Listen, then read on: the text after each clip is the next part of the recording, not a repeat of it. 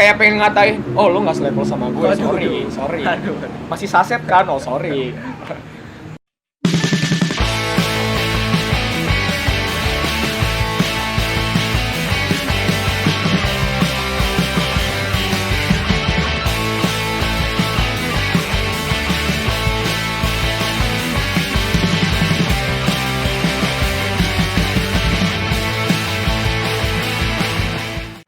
Sampurasun CS. Ya, balik lagi sama saya di konten Ngobok Kopi. Kali ini saya agak sendiri lagi. Saya ditemenin sama teman saya yang tampan ya. Ada siapa?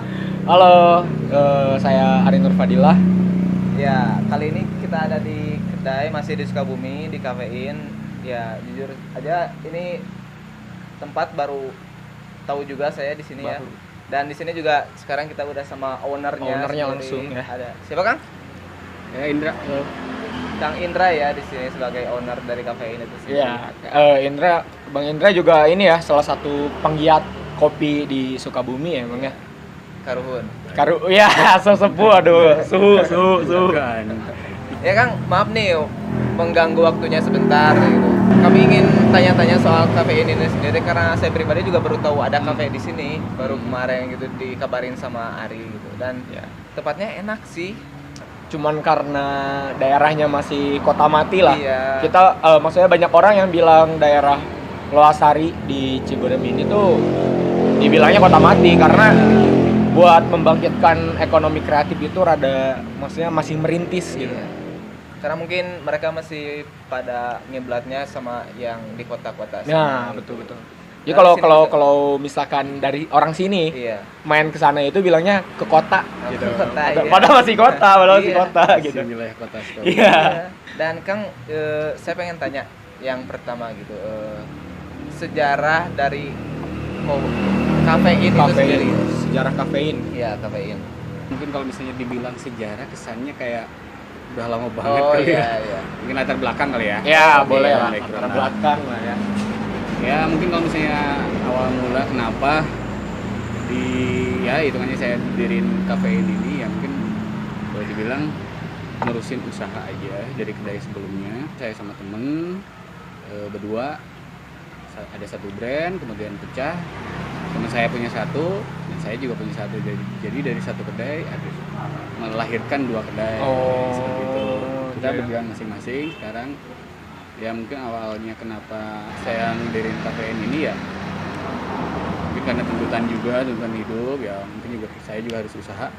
Terus kenapa dikasih nama Kafein ya mungkin itu salah satunya mungkin orang juga lebih banyak mengenal gitu apa kafein merupakan salah satu dari kopi. Iya. Itu racunnya kopi. Terus keduanya itu singkatan ya, jadi kafe dan in dari depan nama saya sendiri gitu. Oh, Cafe Indra gitu. Oh, Asik. Itu aja sih sebetulnya kalau misalnya untuk latar belakang. Kalau misalnya untuk nerusin usaha, pertama, kedua, buat teman-teman ngumpul aja sih sebetulnya. Ada beberapa komunitas ya hitungannya yang biasa suka ngumpul, ya hitungannya di sini memberi sarana aja. Ya, karena enak sih tempatnya juga ada lesehannya juga ya Kang Ya, Ada lesehan. lesehan di sebelah sana ya. Sekaligus mancing. Iya. Jangan mencing keributan ya. Iya. Boleh. Kan kalau kafe itu punya ini dong, berarti punya bahan baku. Ya kalau kopi berarti sama beans, Iya. sama biji gitu. Pilihan beans kafein sendiri tuh gimana sih pilihannya? Kalau untuk pilihan dari beans mungkin ada dua jenis ya. Mungkin maksudnya ada dua pilihan. Yang pilihan pertama yang saya pilih yaitu yang untuk untuk signature dari Kafein itu sendiri, yaitu house blend. Itu pasti saya hitungannya pengen seperti apa ya. Itu saya tentukan sendiri. Biasanya saya pesan ke roastery. Pengen rasanya seperti ini, mungkin saya lebih dominan ke body atau ke pahitnya. Oh, itu dia request ya. Request. Ini untuk house blend saya lebih sedikit memasyarakat lah. Kopi identik dengan pahit di masyarakat. Oh, iya, betul. Lebih dipahitkan.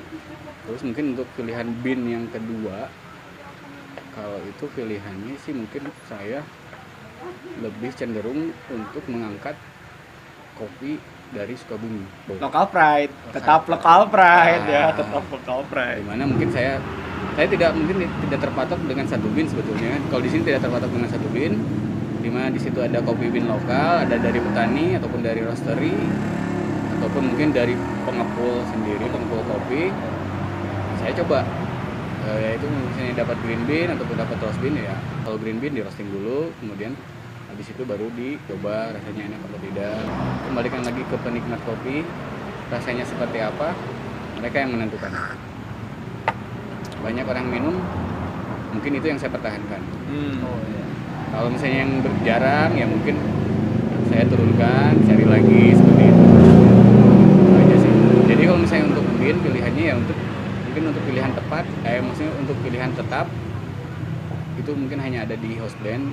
Soalnya karena untuk signature, untuk ciri khas dari kafein itu sendiri, cuman untuk green bean dari origin, dari Arabica atau Robusta, mungkin saya bisa ganti-ganti malah. Oh iya Gitu. Biar nggak bosan juga. Karena banyak request di sini juga dari pengunjung, salah satunya sering ada green bean, maksudnya ada bean baru nggak? Ada bean apa lagi sekarang? Oh iya. Dan buat tempatnya Kang, ini udah berapa lama sih ini kafein ini ada gitu? Mungkin baru sih, boleh dibilang baru untuk kafein ini. Dimulai dari Desember kemarin sampai sekarang Juli, ya sekitar 7 bulan. Bulan ke-7 lah ya, Ya. sekitar 8 bulan lah. ya 7 atau 8 ya. Tapi pengalaman mah udah Sama jago. aja. Baru Makanya. juga.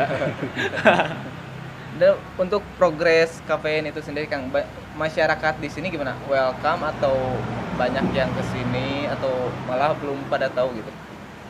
Sejauh ini boleh dibilang welcome sih ya, welcome. Mereka maksudnya tidak ada yang komplain, tidak ada teguran atau apapun ya, itu kan yang bersifat negatif. Alhamdulillah nggak ada. Untuk pengenalan, untuk itu mungkin baru untuk masyarakat sekitar terdekat, mungkin boleh dibilang masih sedikit. Mereka belum begitu paham, mungkin belum paham tentang kopi seperti apa ya. Mungkin ini jadi PR pribadi saya juga pribadi. Selalu ya, selalu untuk bisa mengedukasi mereka. Yang sulit di sini mungkin mengedukasi masyarakat biar lebih memilih kopi original gitu. Menu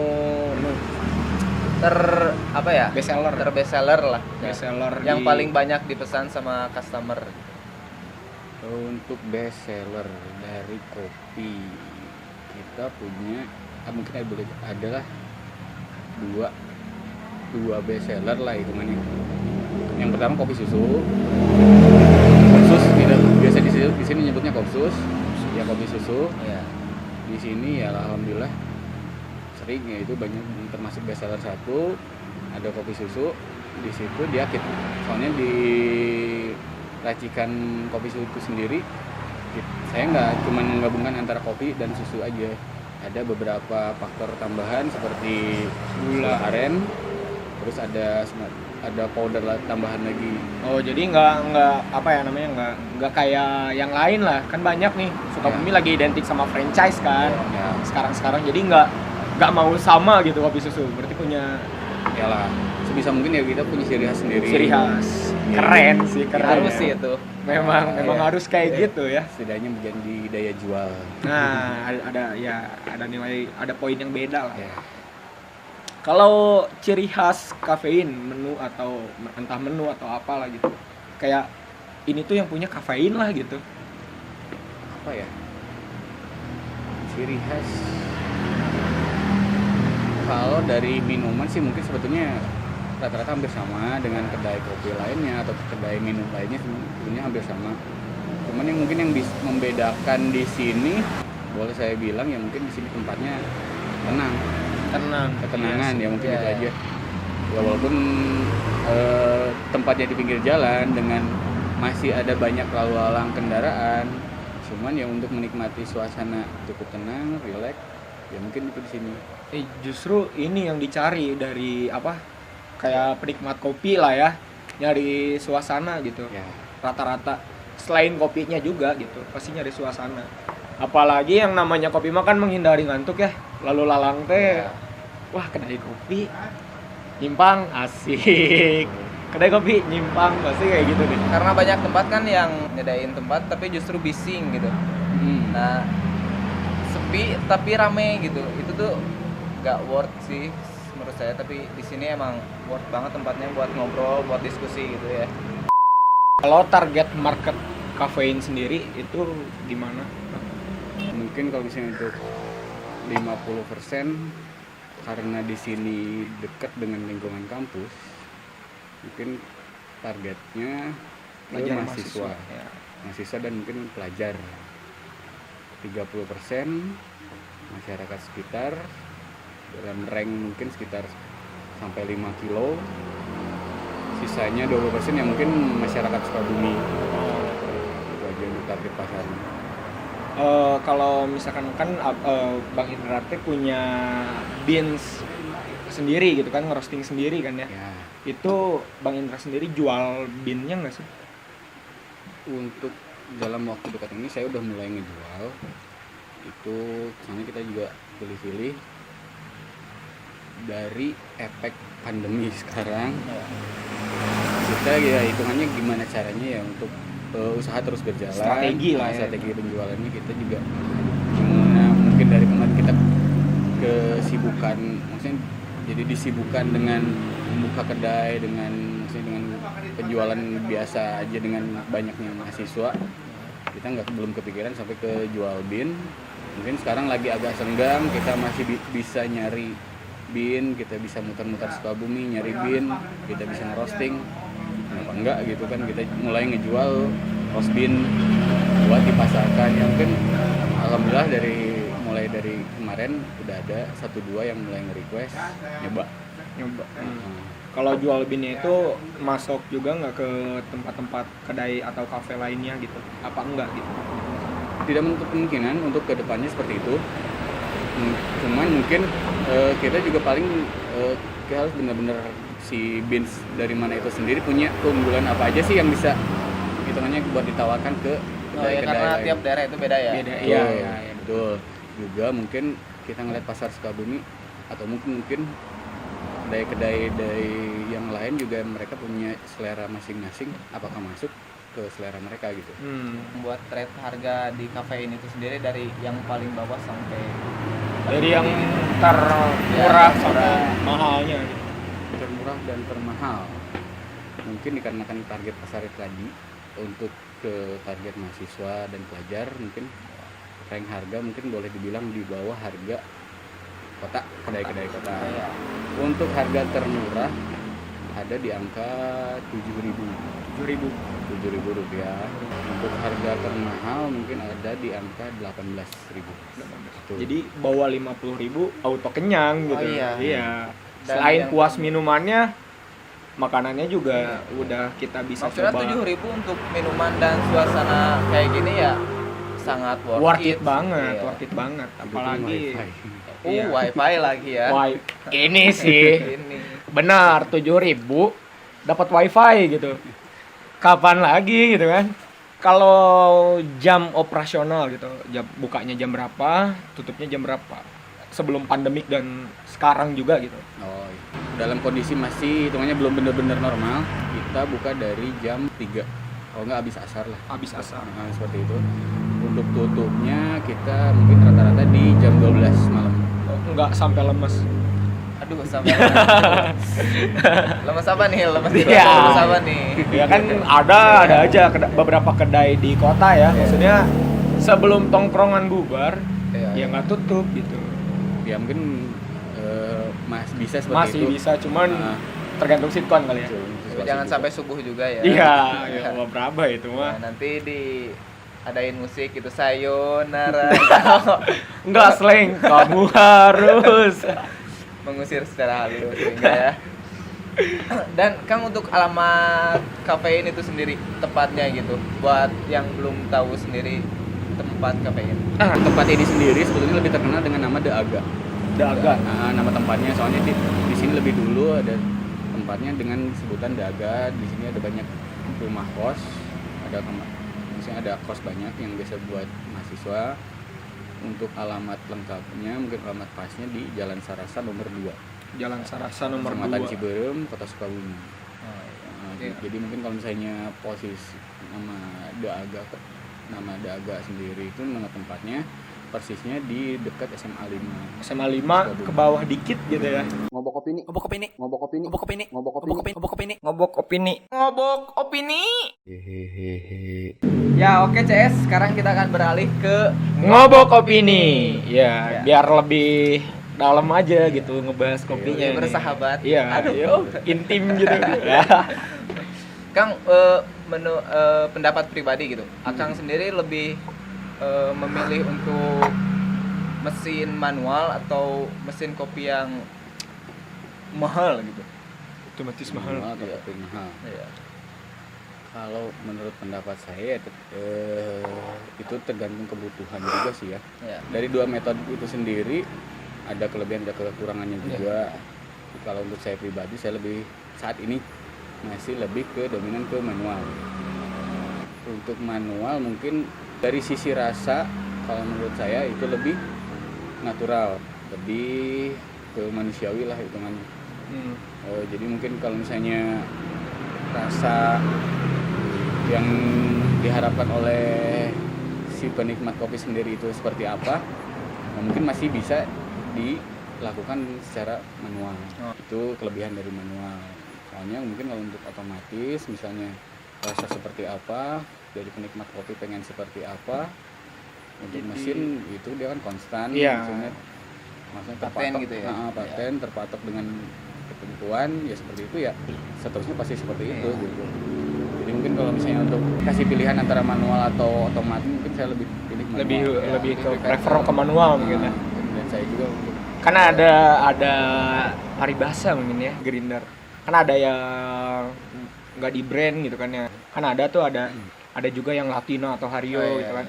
Ada perumpamaan kayak gini. Grinder itu mempengaruhi rasa, entah itu ada rasa besinya atau apa gitu. Menurut Bang Indra sendiri, kalau di situ gimana gitu pendapat Bang Indra mengenai bahwa alat tersebut mempengaruhi? kalau untuk rasa dari alat mempengaruhi rasa, sebetulnya mungkin boleh dibilang kalau salah juga tidak, benar juga tidak, tergantung ya mungkin memang dilihat dari material alat tersebut. Soalnya memang mungkin ya berhubungan dengan besi juga, si pisau grinder itu sendiri yang terbuat dari besi, di situ ada gesekan, terjadi panas. Dari gesekan itu sendiri tidak menutup kemungkinan dia mengeluarkan aroma ataupun mungkin dari biji besi dari gesekan itu sendiri tercampur dengan kopi. Jadi kalau dibilang grinder mempengaruhi rasa ya mungkin bisa jadi ya, seperti itu. bukan hak paten bahwa itu tuh yang murah ntar ada rasa besinya, nggak tentu juga, tergantung Ya, kondisi kan ya. Tidak menutup kemungkinan juga harga yang mahal juga Bisa jadi. itu, Iya. tergantung si pengguna. Iya betul. Tergantung jokinya selain alat ya. Tuh. Nah, ada satu pertanyaan yang lebih menarik nih. Kalau lagi proses penyeduhan, apakah mood itu mempengaruhi gitu? Kan katanya kalau moodnya jelek itu hancur lah kopinya gitu. Kalau untuk manual mungkin ya mood peracik kopi itu sendiri ya mungkin mempengaruhi. Cuman kalau misalnya untuk mungkin kalau misalnya untuk si peracik itu udah bersifat dia profesional meracik mungkin nggak begitu mempengaruhi. Mungkin perubahan rasa dari modis yang berubah-ubah juga untuk manual mungkin iya, dimana konsentrasi dari si peracik kopi sendiri kalau misalnya lagi modisnya lagi bagus dia mungkin bisa lebih teliti, Jadi menikmati proses penyeduhan lah ya. Ya, betul. karena ada tantangan atau bukan tantangan, filosofis, anjir filosofis dong. Nah, kalau modisnya lagi jelek ya mungkin dia bisa aja enaknya. Faktor kebiasaan balik lagi. Kebiasaan. Profesionalnya. Kalau lagi jelek gitu kan, ya udahlah asal jadi gitu Nah, kan. betul. Padahal kalau sebagai penjual mah Iya. Maksudnya profesional mungkin. gitu.